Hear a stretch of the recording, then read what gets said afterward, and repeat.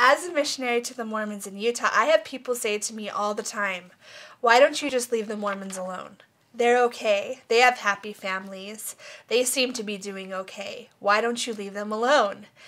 And the thing that I like to say to them is they're not okay.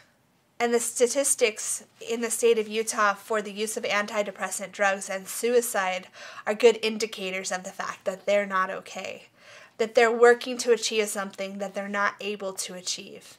And because Utah is a predominantly LDS state, the statistics are very indicative of what an LDS person or the LDS population would be doing. As you look at this graph and you compare the Utah rates to the national suicide rates, there's a huge difference in most of these categories. And the only thing that can be attributed to is the LDS faith. There's really no other factors in the state of Utah that are different from other states other than the LDS faith. And being a missionary to the Mormons, I get to see this firsthand, and it's a really sad thing to see 13-year-old boys commit suicide, to see a woman who loses 2 sons on the same day to suicide. And the only factor that this can be attributed to is the LDS faith. As I looked at articles online talking about suicide and talking about the use of antidepressant drugs in Utah, I found a couple articles that I thought were very interesting that showed a really interesting view on Utah and suicide rates. The Salt Lake Tribune published an article in July of 2013 that said this: data from the state health department show an average of 402 Utahns died from suicide annually between 2006 and 2010.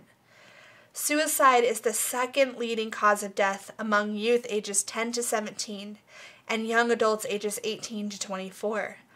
Utah's suicide rate has been consistently higher than the U.S. rate for the last decade. It is the 4th leading cause of death for all adults ages 24 to 64, and men ages 25 to 64 account for more than half, 52.3%, of all the suicide deaths statewide according to the data. In 2011, the number of suicide deaths rose to 490, or 19 out of every 100,000 residents, and the number has continued to climb. But last year, 562 people died. Our rates are 60% higher than they were 8 years ago.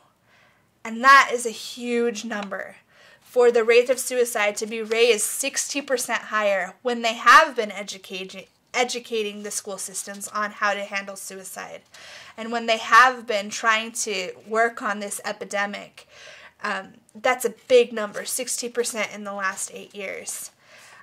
On top of suicide, Utah is the #1 user of antidepressant drugs in the U.S., especially in the use of women using antidepressant drugs. And I found an article from the Deseret News in 2014 that had this title: Antidepressants flow freely in Utah as 1 in 5 women partakes. That's 20% of all the women in Utah who are on antidepressant drugs. And I don't think that's a coincidence. I think that the things that the LDS Church puts on their people, the requirements that they make for people can't live up to it, so they get depressed. People can't do everything that they're required to do, so they think, you know what?